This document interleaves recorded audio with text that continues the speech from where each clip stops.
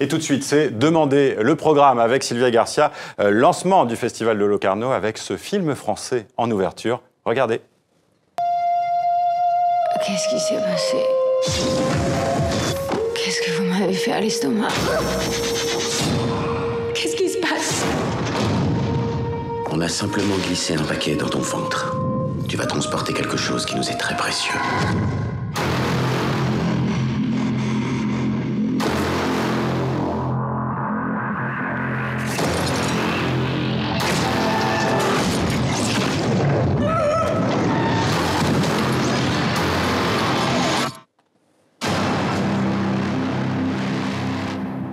Et bonsoir Sylvia. Bonsoir Marion. Et on vient de le voir, c'est donc Lucy qui ouvre les festivités du 67e Festival de Locarno en Suisse. Ça a l'air inquiétant. Oui, le nouveau film de Luc Besson sera projeté tout à l'heure aux 8000 festivaliers de la Piazza Grande. Eux sauront si c'est inquiétant ou pas. Lucy est d'ores et déjà un succès aux États-Unis où il est sorti le 25 juillet dernier. Plus de 45 millions de dollars en 2 semaines d'exploitation. Le film est rentabilisé. Luc Besson s'offre même le 2e meilleur démarrage pour un film français aux États-Unis. Wow. L'histoire, celle d'une étudiante qui voit ses capacités intellectuelles se développer à l'infini. Elle est interprétée par Scarlett Johansson, décidément abonnée au rôle de mutante. En voici un avant-goût de Lucy. On estime que la plupart des humains n'utilisent que 10% de leur capacité cérébrale. Imaginez si nous pouvions atteindre 100%. Ça commencerait à devenir intéressant. Oui.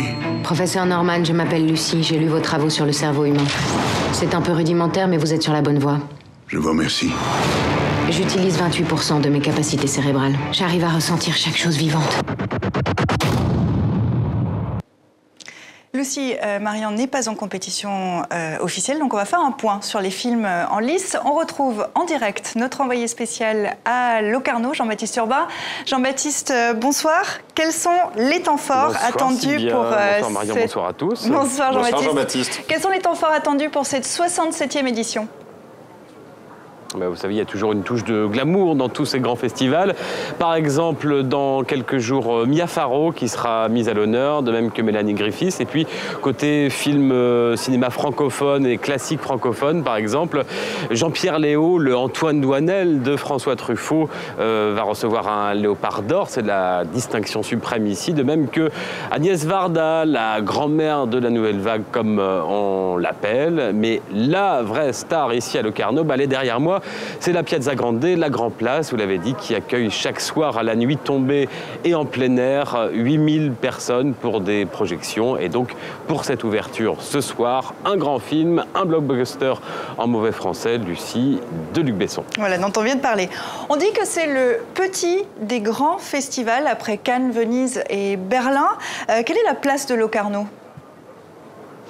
Je vous parlais de la touche glamour du festival, Sylvia, il y en a forcément, mais vraiment la spécificité, on pourrait dire, de Locarno, c'est un festival de cinéma d'auteur, on pourrait même dire un télo, avec un côté très politique. Il y a souvent des polémiques ici à Locarno, et puis c'est un festival, depuis ses débuts, défricheur de talents qui cherchent les nouvelles tendances. Par exemple, je vais vous donner quelques noms, Stanley Kubrick, Claude Chabrol, Miloš Forman, ou plus récemment Gus Van Sant. On a vu leur film ici, avant Cannes, avant Berlin, avant Venise. Et puis je vais revenir à cette Piazza Grande également, Sylvia. Il n'y a pas d'autre festival en Europe avec une salle en plein air comme ça, où chaque soir 8000 personnes voient des films, et pas que des films intello. Pour le coup, par exemple, hier soir, pour l'avant-ouverture, c'était Indiana Jones qui était présenté ici à la nuit tombée. Alors c'est la 67e édition de ce festival qui est l'un des plus anciens.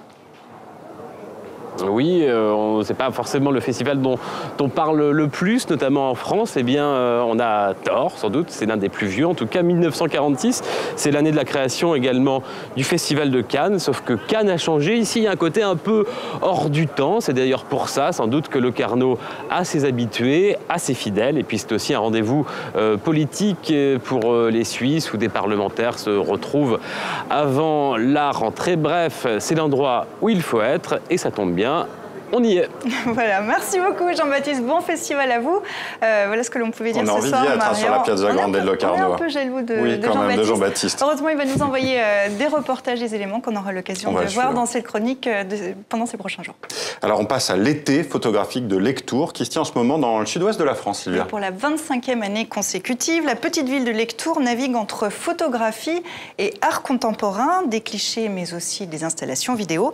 Chaque été, des artistes internationaux confirmés croisent de jeunes talents.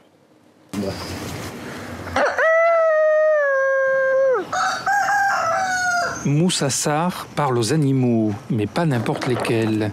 Né en Corse il y a 30 ans, de parents sénégalais, cet artiste interroge avec un humour décapant les symboles nationaux comme les dérapages racistes, les signes de ce qui construit ou fissure son identité.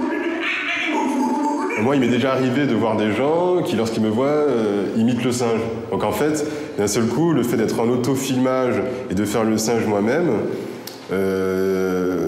d'un côté, ça fait rire, mais ça crée aussi, on va dire, une sorte de crispation.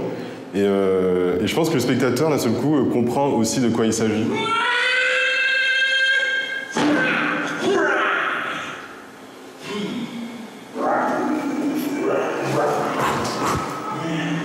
Je me construis au fur et à mesure. En fait, j'ai pas vraiment de maison et je sais pas vraiment où j'habite.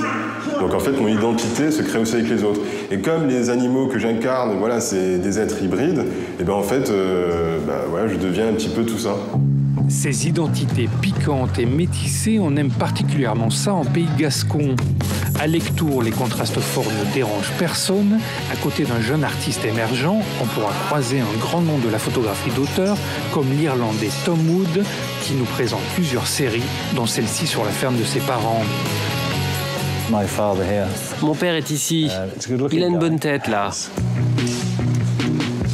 Connu pour ses images des quartiers populaires du Liverpool des années 70, Tom Wood laisse aujourd'hui promener son regard sur la nature qui entoure la maison où il vit, dans le pays de Galles. Si l'on photographie ce lieu avec un appareil panoramique qui a longtemps de pose, cela devient un paysage abstrait.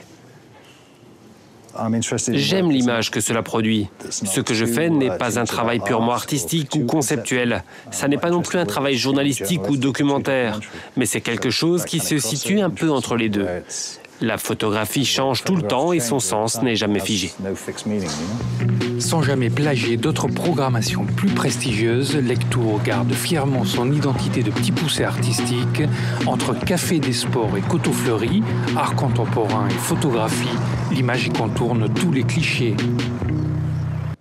L'été photographique de Lectoure se poursuit jusqu'au 24 août. Ça a l'air magnifique. Allez, on passe à La Bestia. C'est un morceau qui cartonne en ce moment au Honduras, au Salvador et au Guatemala.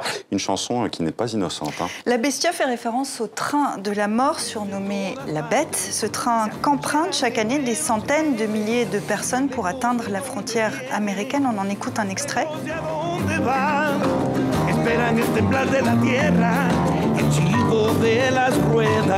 Alors vous le disiez Marion, le morceau cartonne et c'est le gouvernement américain qui en est à l'origine, évoquant une campagne humanitaire. C'est donc de la propagande pour dissuader les migrants à traverser illégalement la frontière. Mais cela n'est pas mentionné sur les radios. En 2004, une campagne similaire avait déjà été lancée. Les chansons avaient alors connu un franc succès au Mexique. Cette fois, elles auraient fait baisser les départs selon l'organisme américain de protection des frontières. Voilà, c'était Demander le programme. Merci Sylvia, je vous dis à demain. À demain Marion.